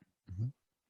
Yeah, so interestingly, and it could sound a little sort of contradictory, maybe, at first, but it led to another core argument in that debate. Okay, that, for example, on one hand, as we just discussed, you have atheists out there who have that position, right? That I reject claims, but then I don't know what the burden of proof would look like, or what would be the sufficient evidence. But yet, when you talk about the resurrection of Christ, then it becomes more tangible in the sense of like, okay, now we can now maybe more apply the scientific method or understand like evidence and being presented evidence. And clearly there is a difference in how Trent, sees evidence. And I agree with some of that too. It goes more into history and how history documents evidence or comes to those conclusions versus actually providing, as, for example, as Dillahunty asked, okay, well, what would it take, for example, we believe in the resurrection? Well, for example, a body, well, there's a problem with that already too, because if Christ resurrected, then how did you find the body? But where is the the tomb? Where is the exact location of the tomb? Okay, why aren't there more documented accounts? Or, for example, like a physician's examination, right, after the death, of just or concluding that, okay, yes, Christ did actually was crucified and then and resurrected. Just going at more, again, the burden of proof is to show, right, that Jesus did in fact, right, rose from the dead. But, of course, to Trent's point, that, history, there is so much in history, and this is my own understanding in studying history, okay, that, yeah, conclusions, like one good example of, about Alexander the Great, and his account being written, well, right around the time of Jesus, actually, and 400 years after he had lived, 300 or 400 years after, and yet a lot of historians accept that documentation about Alexander the Great, right? So this is just one, and why you could go down a rabbit hole with that example. But whole point being is, the standards for history, as far as using testimonial evidence, okay, or accounts or whatnot, it's all throughout ancient history, right? And then trying to apply a more, at least how many atheists will view that, applying just a straight on scientific method to provide, again, a burden of proof. You have this hypothesis, Jesus rose from the dead. Okay, now show me the physical evidence, or show me where he was buried, or show me, so on and so forth. So that could be yet another, again, I'm probably saying this. Well, yeah, let's cover it a little bit, because I found that, and this is true for like people who are just like adamant skeptics, right? Is they have this, somebody has pointed, I forget where I first heard this, but it was certainly true, right? They have this like skepticism dial, and normally their dial is set to like 1 to 2 when it just comes to any old matters in life, right? But when it comes to anything about Christianity, they crank it up, they spinal tap it, right? They go all the way to 11, which would be utterly inconsistent with like how they accept other things, right, in daily life, including like other facts of history, right? Now, I don't know Dillahunty's position. He's never struck me as serious as in terms of an intellectual, and I say that again with respect to atheists. Like, I think if you're going to study atheism, study the smarter, better atheists, right? There's a million out there. Don't just study the guys who are popular on YouTube. Like, if you're going to like go through atheism, give it its best shot. Dillahunty is not representative of that from the things that I've seen. Now, what I want to say about, if we're going to talk about like hypothesis testing, right? Yeah. Well, like, I like the idea of like degree of expectation. Like if Christ rose from the dead, like what type of things would I expect to be on the scene Yes. versus like what types of things would I not expect if Christ rose from the dead, or if Christ didn't rise from the dead? And the simplest case that I would give is like pretty much all the things that I would expect if the resurrection happened are there. Now, what would that include? It seems like there's a certainly a credible historical basis to certain core claims, right? That Christ was crucified, that he was buried in a tomb by Joseph of Arimathea, that tomb was discovered empty, and that people, individuals, groups over various times and circumstances really did claim to have experienced the risen Lord, right? And then there was this, sort of overtaking of the world, really, of Christianity, of people who were close to the scene, who knew the apostles or the apostles themselves, going to immense pains, sometimes death, to defend this belief. Right? These are the types of things that make sense to me if Christianity is true. They're not, and they're the types of things that I would expect. Right? Could we always ask for more evidence? Could we always want like, the body thing is unreasonable. I've never heard that before. But like, could we always want more of it? Sure. But this is a long time ago. And the evidence we do have is really good, and the type of evidence we would expect if it's true. It's not the type of thing that I would expect if it's false. And the fact that Christianity is still here, right? And the Catholic Church is still here, is all evidence in favor of that particular hypothesis. So all the things that I think would be there if Christianity is true is there. There's no obvious facts to the contrary, which I would expect if Christianity was false. Those aren't there, right? So like, even if you have, talk about Christian belief from like Josephus, he essentially claims and affirms the things that Christians were like, but he doesn't say like, oh, by the way, they made all this up or they stole the body. Like, he doesn't say that, right? He doesn't believe it. And that's fine, because, a lot of the people who were close to the scene and did believe it became Christian, and they're the ones who recorded it. Right. So it's like, you start trying to like look for like outside independent sources is just, to me, like very historically ignorant. Like, you have like Paul and James and people who were previously not believers, they became believers. Right. So again, for me, I think it's just helpful to sometimes take a step back, take a big breath, chill the heck out. If you already think God exists, and that if God wants to reveal himself, here's another key thing. Like, how is God going to do that? Well, he's probably going to need something that's going to stand out, right? Like something that's really going to stand out. And like a resurrection from the dead is kind of like that. And, people be like, well, how come this doesn't happen all the time? How come it happens more frequently? Well, it's like that defeats the point, right? And miracles, even in like the Old Testament, miracles aren't that common. Like, miracles are like targeted events, right? It's not like all throughout the Bible, Old or New Testament, it's just like miracle, miracle, miracle, like nonstop. No, like they serve a specific purpose to reveal something important because they stand out so significantly. So, given that the resurrection is sort of like the climax, if you will, of salvation history, it makes sense to me that there's not subsequent resurrections and stuff like this happening, right? It was specifically then and there for a reason. So I think that's a point that's often overlooked as well. Like, if God is going to sign off on something, on a particular revelation, what would you expect? Well, actually, I would kind of expect something like this. Maybe not predicted exactly like it happens, but this seems to make sense. It's certainly a beautiful, beautiful culmination of all the promises made to Israel, the prophecies, all of that. I can't think of a more beautiful way for the Messiah to enter history than that. I mean, that to me speaks not just of a supremely intelligent designer, but a supremely intelligent artist and poet as well. The more I meditate on that.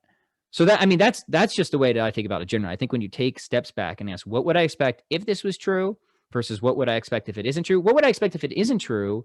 I wouldn't expect Christianity to be around today. I wouldn't expect people to have gone to the lengths that they did to proclaim the things that they said happened.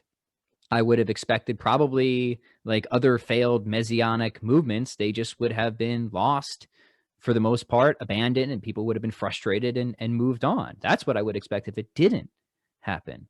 So, in terms of degrees of expectation, again, I think what we find evidentially greatly supports the hypothesis that Christianity is true, that Christ really was raised from the dead as God signing off on the claims that he made about himself. And yeah, you could always ask for more evidence. That's fine. But here's what we got to work with. And given our background considerations, I think it's good. Yeah, and that came up, and I'll actually save this one too. I want to dive into the next one, consciousness. I want to talk a bit more about it too. It's one of our final topics also, but a couple of thoughts about that. Yeah, that came up in the debate. It then spun into, would they die for a lie? Okay, the disciples, the first apostles of Christ, and there are some hypotheses about that too, and answers, arguments to it, that they give examples of, other cults out there of, was that there was some in the mid 90s. That's who I remember the folks that they drank poison. It was about a handful of folks in California, I believe too. And then we've seen other instances of that. Yeah, somebody embraces something that they think is true or they believe, and then they would die for. Problem is, there were so many holes in that argument, though, Pat. Really, that's what I mean. They actually.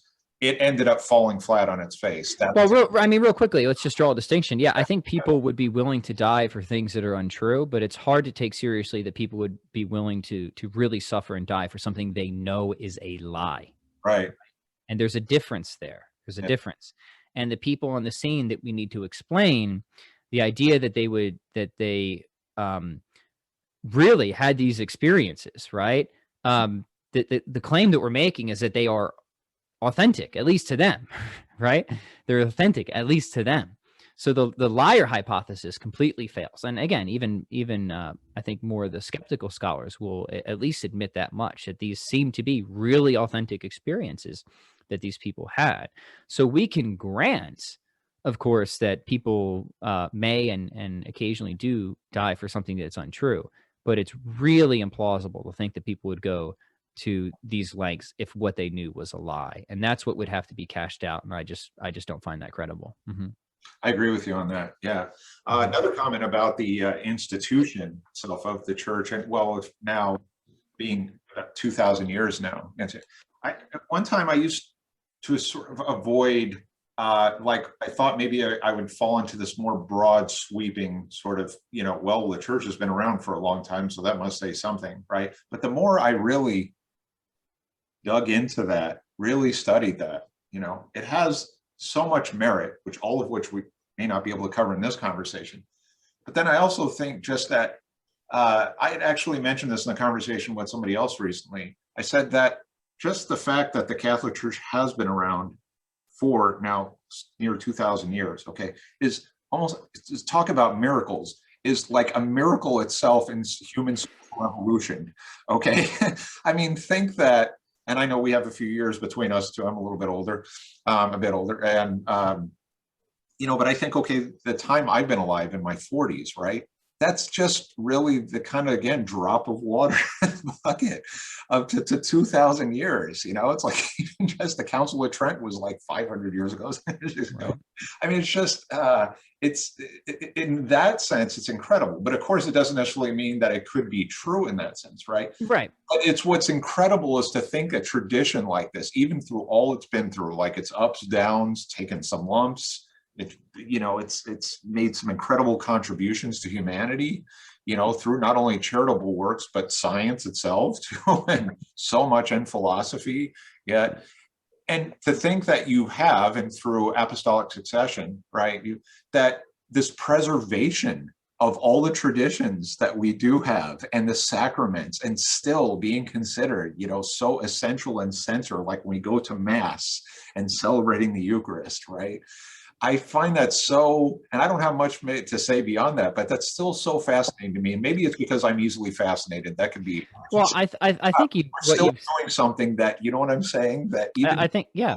100 years ago, people were doing it, even 2000 years ago. I think what you say tells an important story. And the way I like to think of this is again, like I'm kind of a cumulative case guy. Like what would I expect if this is true? What would I would expect if it's false? If I expected that the Catholic Church weren't what it claims to be, I wouldn't expect it to have been so consistent on Yeah, those teachings that's, that are essential to faith and morals. And probably I wouldn't expect it to still be around at all. I wouldn't expect there to be a Pope Francis right now.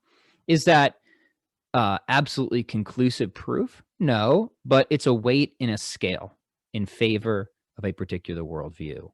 And how big do you think that weight is?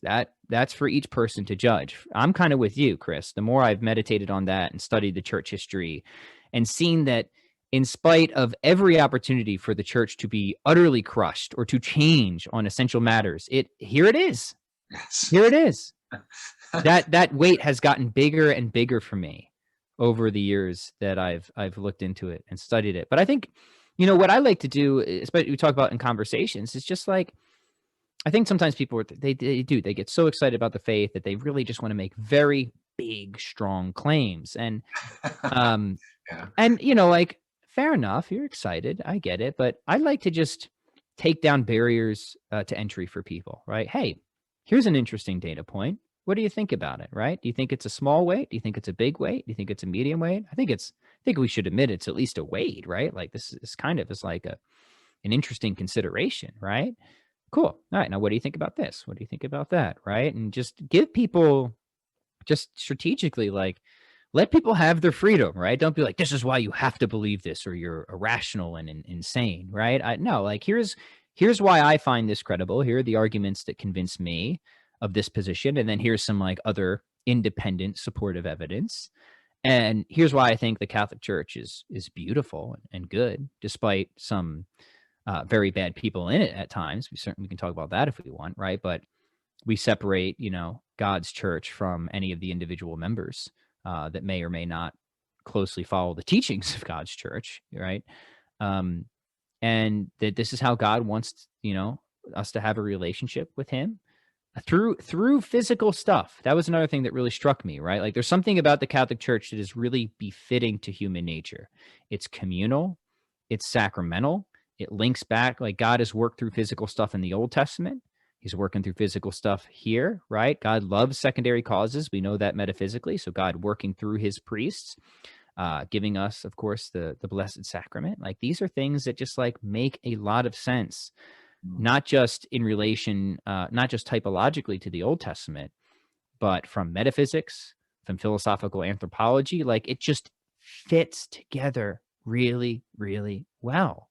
And it's that cumulative case, right, of how all these things sort of add up and fit together that makes me just want to go, yeah, got to be Catholic, right? Well, and on that note, yeah, so let's talk a little more.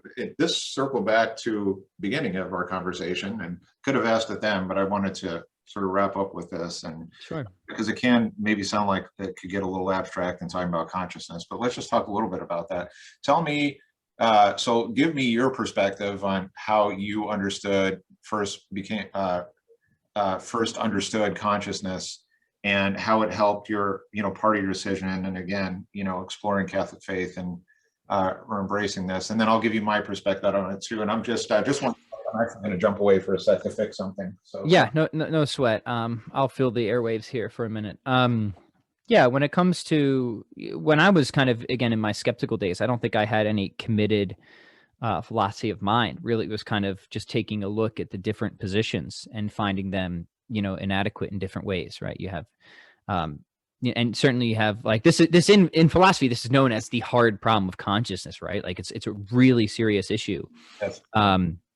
And you have, reductive physicalism, non-reductive physicalism. You just have all these different accounts, right? So part of the reason that I started to, again, question and move away from a naturalistic paradigm is I just found those accounts to be horribly inadequate, or that the acceptance of any one of those accounts would entail things that just seemed completely wrong to me. Like, if not eliminativism, then epiphenomenalism or something like that, right? And just like all this stuff was just made no sense to me. It did not jive with experience. It seemed to make nonsense of experience and certainly rationality. And there seemed to be self-defeat problems and epistemological problems. So I'm just like, this is just a mess, right? And then like you have other accounts that like, again, start to become like theism light, right? Where you have like panpsychism and stuff where they just start to like re-import consciousness, but want to like put it down, like as part of fundamental reality. And I'm like, at that point, I'm like, you're not so far off, because like I kind of think fundamental reality has something like consciousness too, right? We're just so like you kind of see this interesting convergence again.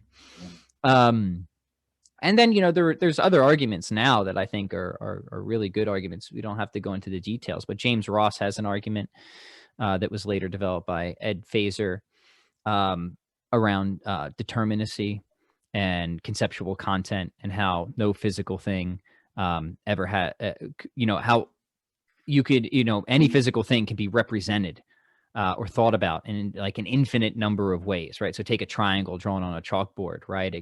What does that mean? Does it mean the shape triangle? Does it mean red triangle because it's in red chalk? Does it mean the obscure 80s pop band triangle, which Ed Feser uses, right? Like what is the conceptual content there? So it's always ambiguous with any physical thing, but formal thinking is determinate. It's determinate in its conceptual content. So if you think that no physical process can ever give you determinate conceptual content, you're going to be led to the conclusion that whatever else formal thinking evolves, right? It's more than just any purely physical process. Now, that's a more technical argument, so I'll just kind of point out to both James Ross and Feser on that. But I think that that's a very good and powerful argument. There's other arguments, like simple identity arguments. Those are always kind of interesting, right? Like, I seem to be directly aware of my thought of a zebra, but in my thinking of a zebra, I'm not directly aware of any axons firing in my brain or anything going on in my brain for that matter. Now, if we follow kind of just a basic principle of identity, like Leibniz's law, that anything that is true of A must be true of B, and any properties that we want to, ascribe to it. And if we want to just say that my thinking just is some kind of like axon firing or whatever in the brain, then it seems weird that that if A equals B there, that I could be directly aware of A without being directly aware of B, right? Like if I say that the heads of a coin is the same thing as the tails of the coin, well, I know that that's not true because there's different properties there, and I could be aware of the heads without being aware of the tails, even if they are part of the same reality, part of the same whole, right? So what we're doing with identity type arguments is showing whatever else is true about thinking and consciousness. It doesn't seem like we're going to get a very strict reductionism. Strong correlation, dependency relations, sure, maybe, but these reductionist accounts don't really seem to work. Now, people will push back and they'll say, well, what about Superman and Clark Kent, right? Like, Yeah. isn't Lois Lane aware of Superman, but not of Clark Kent, and vice versa? And what I want to say is, well, yeah, but there's different properties there. Yeah. They're kind of lame properties, but like there's the property of one guy being appeared to with glasses on, and the other guy. So like there are distinctions here. Like it's not exactly the same, right? Or the morning star and the evening star. Well, didn't people think these were two different things, but they're actually one and the same? Well, yes, but again, there's different properties. Being appeared to in the morning is distinct and different from being appeared to in the evening. So I would say in deeper consideration of those seeming objections, actually go back and strengthen the argument in ways, saying like, look, no, there really are distinct things here. And that's exactly what we're arguing, is this distinction. Then there's just, arguments from rationality. I think that those are supremely powerful as well. So whether it's just qualia itself, intentionality, rationality, these type of identity or awareness arguments, I just think there's a whole certain, and some of them are certainly stronger than others. Then you can bring in like other empirical evidence, like near-death experiences, some of which have really survived strong, I would argue, scientific scrutiny. And that's a sort of thing I might expect, right? If consciousness is not just purely reducible to brain states or whatever. So again, I would usher in something of a cumulative case there to say that the naturalistic, the physicalist, the reductionist account of consciousness is just going to be inadequate on way too many fronts. We need something else. Mm-hmm. Yes. Okay. So a bit my perspective, and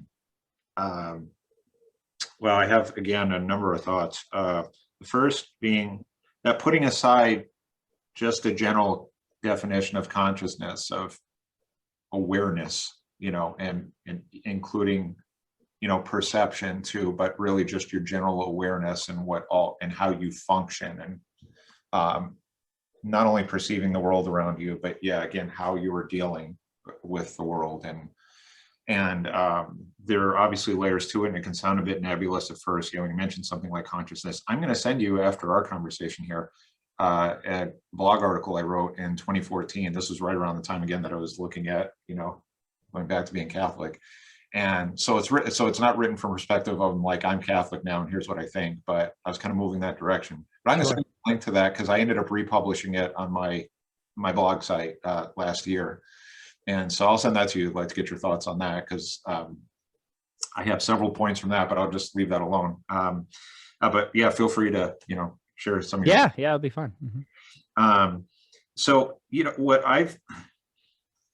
all that you've explained too regarding this and some of the different positions and arguments for that, it all for me aggregates up to, which it can sound like this another case of maybe just oversimplifying it, or maybe there could be holes in the argument, right? Is the evolutionary purpose of consciousness as it pertains to human beings, okay? Because all species are a product of evolution, okay? And still through to this day, we're continuously evolving some way, somehow. But why with us in particular, with human beings? Why to the degree, why do we have consciousness degree that we do? And including incorporating a moral compass with that. Now, when I had studied the neuroscience angle to this, right, and having, my specialty, at least in education, in studies of more in, it's called physiological psychology and also evolutionary psychology, very interesting. So not only understanding how the brain has evolved over time, okay, in all species, but particularly human beings, but also how structurally, okay, its structure, how it can affect, behavior and just overall physiological function, mental function, okay, and that could include damage, right, lesions within the brain, or just some other neurological disorder, and just trying to understand that, right, or the physiological aspect of it, and then how it affects, okay, you as a person and how you go about your life. And so where as I started to delve more into that and understand what exactly is consciousness, okay, I could explain that, okay, we know, okay, neurochemically what's happening, and to some degree of how, we're able to sort of produce that. And we also understand, certain parts of the brain that help contribute to, for example, the prefrontal cortex in your brain, okay, helps, it contributes to our moral compass, okay?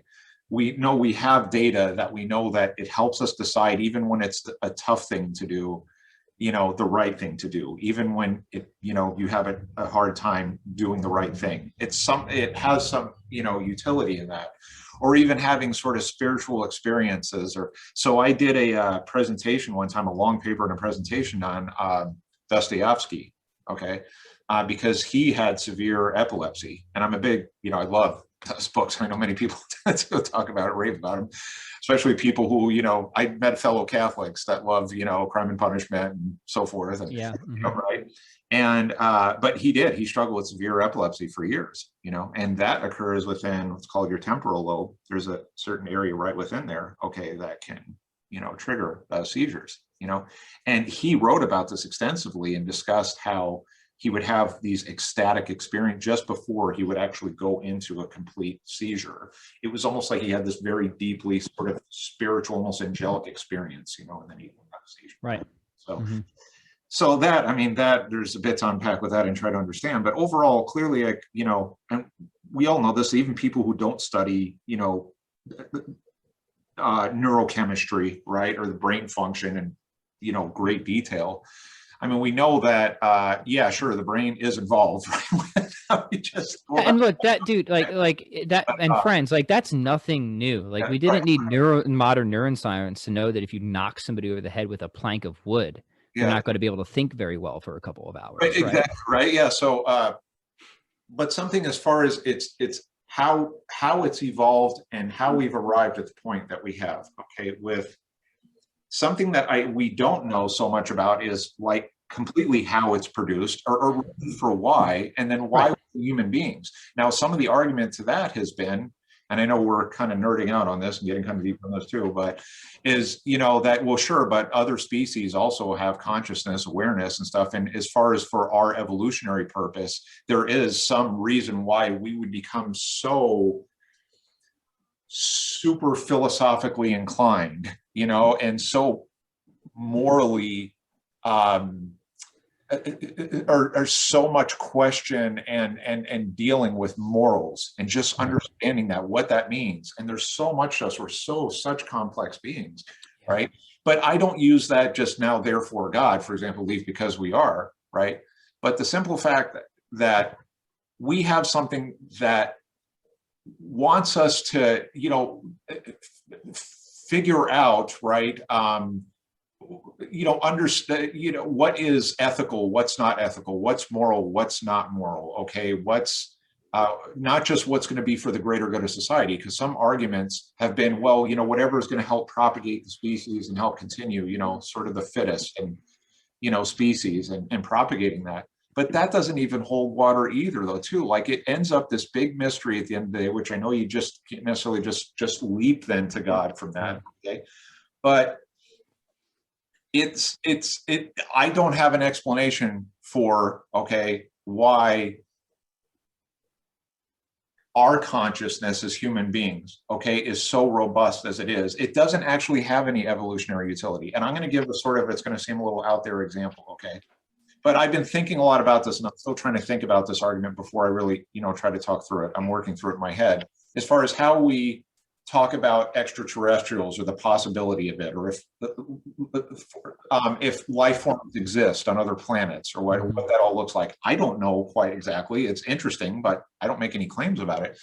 But some of the claims for like why we have, why there could be extraterrestrials or alien species is, I think it assumes that they went through the same evolutionary process as we did, right? From very beginning of being single cell organisms and then growing, and then to the point where they build these master craft, spacecraft, where then somehow they end up coming to Earth and, visiting us. So again, this could go way, way deep and, and trying to talk about, but where I'm bringing it back to Earth, literally too, is you can't assume like assumptions about why, as far as how we've evolved, our consciousness has evolved, that it just doesn't fit neatly into having an evolutionary purpose at all. Like, for example, like why didn't we just evolve into beings that, like a jellyfish, for example? Why aren't we all jellyfish? And of course, in understanding evolution and, how species evolve and stuff, okay, there are some sort of, we get into the science of that. There's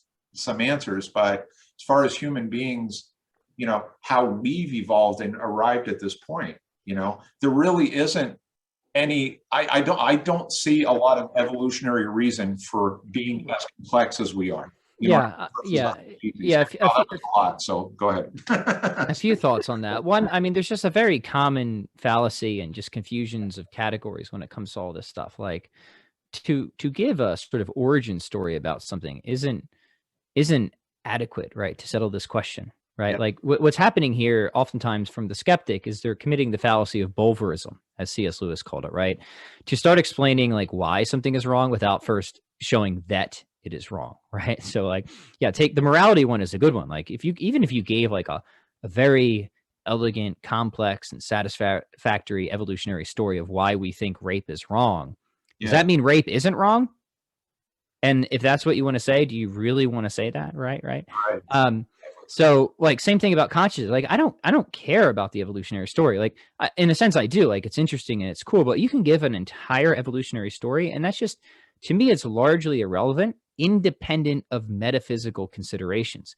Because the problem comes in when people, it's not evolution, it's evolution atop a layer of naturalism, right? Yes. And it's that layer that's unjustified. And now you're just begging the question, right? Because as a theist, I'm like, okay, yeah, we can give an evolutionary story because God's the author of all of it, right? So it can be the case that we evolved to have these beliefs about rape being wrong, and rape is absolutely wrong, right? So we can give an origin story and we can give a moral ontology, and there's no conflict, right? So for me, I just like put my heads up. I say like, well, what's the issue? What's the actual conflict here? And really what's being smuggled in are deeper metaphysical considerations that are not part of the evolutionary story, right? They're philosophical add-ons, and I would argue unjustified and false philosophical add-ons. So in one sense, I'd be like, yeah, you give a full evolutionary story, I won't change my mind about these things. It's the deeper metaphysics that's at issue, right? And if you want to tell me that there's an evolutionary story that tells me why rape isn't wrong, it's just a matter of making sure our species is a going concern, I'm going to say you're insane, right? Because whatever story you tell me in terms of evolution is always going to be far less obvious to me in terms of what I can rationally reflect on than the fact that rape is wrong. See what I'm saying, right? So like those stories better match up, or I'm going to have a big issue with the story that you're telling. Same thing with consciousness. Now, I also want to say that I think you're onto something, right? Because I'm not an evolutionary biologist, but again, I have no issue with the stories that are told in there, so long as they're not smuggling in the metaphysical assumptions. But it does seem a little odd, especially if you're coming from a naturalist perspective, that we had ever evolved to the point of being able to have arguments over the problem of universals, or to do music theory classes where we analyze Beethoven's Fifth and stuff like that. Like what kind of I'm with you. Like now, like maybe there is a really good story. I've read some of the stories that try to explain that. I find them highly inadequate, but I certainly wouldn't rest my case on that. Cause like I say, even if you can give me a story, and that's what a lot of these things are. They're just so stories, right? And they might be true. Who knows, right? But fine, fair enough. The point I would want to emphasize is what's the problem? What's the conflict? And if there is a problem in a conflict, it's not going to be on the science, generally speaking. It's going to be the smuggling in of certain metaphysical and philosophical assumptions. And that's where the wrestling match is going to be. Otherwise, you are, to me, just committing something like that fallacy of Bulverism. And it's just going to be a non-starter. Yeah, and to kind of sort of sum some of that, at least from my perspective too, how are you really going to find, you brought an excellent point about metaphysics, and metaphysical thought and understanding that. How can you really bridge, correlate that evolution with why we have metaphysical concerns? Again, it's not meant to open it up now that, okay, great, good job, Chris. That's wow, there are a lot of holes in that understanding, or it's just some broad sweeping conclusion. No, I don't mean it in that way too. I just haven't found anything that connects why we need to be metaphysical creatures. It's not, or musical. I was always interested. Why other creatures? Why haven't they evolved to like a metaphysical state? Oh, go ahead. Sorry. No, again, I wouldn't want to rest my case on this because, maybe there will be a story that could be told someday, but I was always interested, as a musician, like, this just really seems like kind of like how deep we go with music and music theory, which was a study of mine for many years. I still play a lot of music. I don't go deep into music theory anymore, but like, what the hell is the survival value of any of this? Right. And like there's stories, right? And I've read those stories and I'm like, okay, that's a nice story. Maybe it's true. Right? But to me it's irrelevant. You see what I'm saying? Right? Like even if the story's true, it seems like there's a confusion of categories. There's a bunch of, the people are frequently smuggling in deeper metaphysical, ontological considerations. And that's where the wrestling matches really are and need to be had, right? I have no issue with the general evolutionary story. Again, wouldn't change my mind about anything because I don't think that that's where the important questions are really to be had. So I'd say, have at it on that front. And I appreciate the perspective. I do too. I also, I really thank you for this time here today and having this conversation. I think I found a little parts being a little tongue-tied, or even in preparing for this, because there's so much I would love to discuss with you. I mean, not only just what we have in common, and not only that I appreciate your perspective on all that we've discussed here, today. but just that there's so much more, right? There's so many more directions we could go, and we could have those conversations. For me, it's like, I know, yeah, we can't spend the next 24 hours talking about this, right? At some point, you got to get up and eat and, forget about your life. But this was good. I know we, in some areas, went a bit kind of abstract, but then also brought it back down to earth and everything in between. So I appreciate having just, again, a whole, again, more sort of holistic conversation about this. It was fun, man. It was a wandering conversation. I love these no agenda, just have a chat type of discussion. So I appreciate you having me on. This has been a blast. Yeah, I hope we can do this again. Seriously, have follow-up dialogues, maybe some other focused topics in the future. And again, in the meantime, keep on keeping on what you're doing, so forth. If we can remain in contact, as I said, I'll send you that article. I'm curious to get your thoughts about, article I wrote about consciousness quite a while back. And as having, so when I stepped away earlier, I'm